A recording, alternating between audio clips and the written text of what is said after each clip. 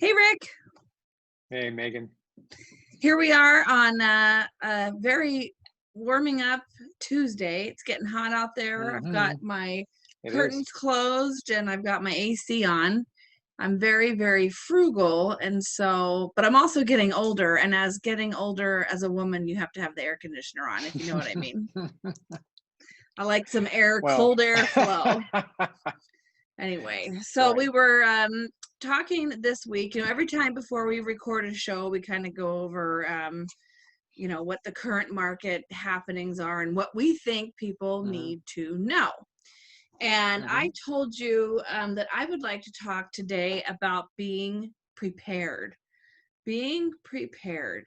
Ah, I love it when people are prepared. hmm Yeah. So you're going to help me out here, but I wanted to first talk about what it means for a seller to be prepared, because I was going to show this house tomorrow to some of our mutual uh, clients, and hmm I was pretty excited because I'm looking for something really specific, and it came on the market as an active, and so I made an appointment yesterday to show it tomorrow.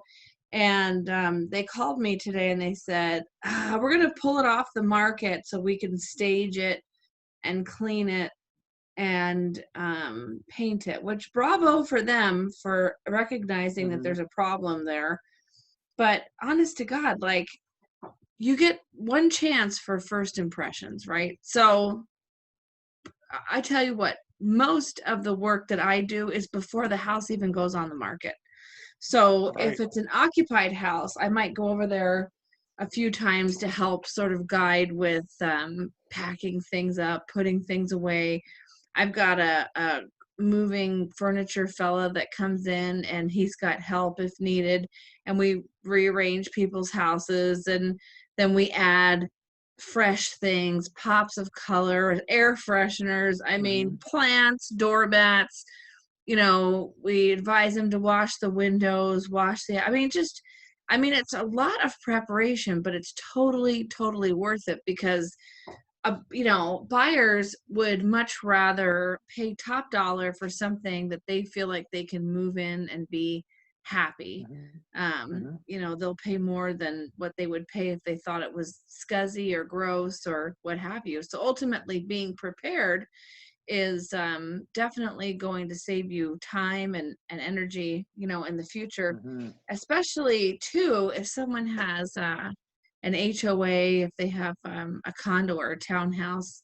We like to get all the Right. documents, all the information, so that as soon as we open escrow and we have the buyer's deposit, we can order all those documents. Like, there's so many things to think about. hmm It's like with the HOA hmm documents, people don't know that the, HOA has to be, approved by the bank, has to be reviewed. I Right. mean, you've got to have all these things ASAP. All that. Yeah. So, yeah, so being prepared is like, sometimes people feel rushed. And like, I'll have a seller that, like, I hmm have somebody right now that I'm interviewing with, and a lot of the conversation has turned into things that are not really that relevant in the long term. It's like, let's just hmm do the right thing, let's get this house ready, follow my guidance, and we'll hmm get this done exactly how you want to get it done. But like, I promise you, I have been doing this for a long time. I've learned a lot of new tricks over the years. And, if you follow my advice, I am usually right about this. Normal life, I don't know. Maybe I'd give good advice, maybe I don't give good advice, but real estate, please, Yeah. like, You're the I'm best. telling you things, I'm planning. That's We right. have, we get out a calendar because, I have a team, hmm there's four hmm of me basically. And, we get together and make sure that everybody's on the same page and that we're always doing the right thing by people and getting things done. hmm And Right. then for buyers, I think being prepared, oh my gosh, because when you find a house, it's one thing, right?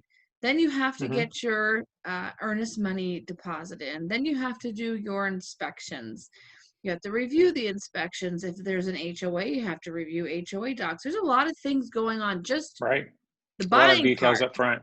Yeah. Right. So if they have everything into you ahead of time, that's going to save a lot of heartache. I mean, what have you been seeing? What's your take on that? No, you're spot on. So I see two things. Buyers who are not prepared. And when I say that, I'll get a phone call from a different realtor, for example, right? Yeah. And they'll say, "Hey, Rick, this buyer wants to make an offer in this house. There's multiple offers. They need an approval letter. Can you get one like really fast?" And it's normally like at 4 o'clock on Saturday afternoon. Yes. Well, right? You've seen this before, right? Right. And it's like, well, we can do that, but it takes time. You've got to be prepared for that. And so, yes, I'll jump through the hoops and get that done. But when you're number 3 or 4 in line on a multiple offer, Mm-hmm. and the seller's agent says, "Well, I need to get a copy of the underwriting approval. I need a copy of their proof of funds. I need proof evidence of their income," and you can't say to the listing agent, "Oh, yeah, let me get that to you like tomorrow." They're Right. like, "What, are you prepared or not? I mean, you Right. guys want to buy the house, right?" Right. And so that puts you in a really, really bad place compared to, for example, when you and I are doing a transaction, we walk in there, ready to go. Here's Right. everything in a row. Bam, bam, bam, bam, bam. And here's why you should accept our offer. Here's all of our documents to support that. That goes a long way to get an offer accepted compared to the other way around. Right. Because when a Exactly. listing agent and seller know that you're really prepared and you've got your stuff together, there's a much higher level of comfort that in a multiple offer scenario, that you're the one that's going to, guess what? You're going to perform because you prepared your buyer, you're prepared as an agent to make that happen. And that Right. gives them a much higher comfort level, right? Yeah, I had an offer come in over the weekend, and I wanted to, because as a listing agent, you do not want to choose an offer that's not qualified. And somebody will Right. send me, an underwriter approval, and which is useless because, Mm-hmm. like you point out all the Yeah, time, I sometimes mean, are. it's the loan officer putting in the info that the borrower Mm-hmm. has just verbally given them, or maybe it's Mm-hmm. on the application, but it doesn't Mm-hmm. mean that they have the documents. And Right. it's like Or that it's verified, saying, yeah, it's like or if that's they're legitimate. if they're self-employed, they say, well, I make $120,000 a year, but they write off $100,000 of that. They Yeah, actually right. have $20,000. Like you've got to Mm-hmm. see all these documents. So, I Mm-hmm. mean, honestly, Very looking for a true. house is stressful for people. Buying a house is stressful. So just get everything done up front that you can. Front load all that so that all you're doing is just sort of updating documents, meanwhile. And then that gives you the Right. tools that you need to, talk to the listing agent to help to get the offer approved too. Right. And also, then when you get that offer accepted, things are already taken care of up front. There's a lot less stress getting through the process because, to your point earlier, that once you get that offer accepted, you got to go through sometimes HOA documents, inspections, all kinds of other stuff. The last thing you want to do is be behind that curve early on. If you get behind that curve, it's just hard to catch up to it, right? And that creates a Right. lot of unnecessary stress. So just to do Right. a little bit of homework up front, right? Do all the right things up front. That way, when you write the offer, and then they know the payments, they know what they can qualify for. There's a much higher comfort level, all the way around, so that when they Absolutely. get to the home inspection, they're not all stressed out.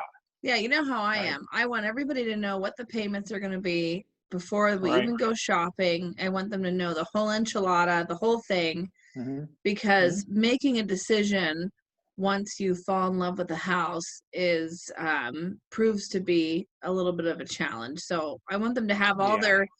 their brain decisions made before their heart starts, dragging them all over the place. So good. Well, True. that's Very wonderful. Well, true. I think next week what I'd like to talk about is Mm-hmm. just sort of the impact that the market's having on home values and equity, and also some things that people can do to prepare for an appraisal. If they're a Okay. seller, Excellent. and I'll check in with Mm-hmm. you to see if you've seen any appraisal issues come up recently. And I think that's about it for now. Yeah. Good. It's all good. Well, wonderful. Well, I appreciate your time, and we will talk again next Thank week. you, Megan. Perfect. Thanks. Talk soon. Bye.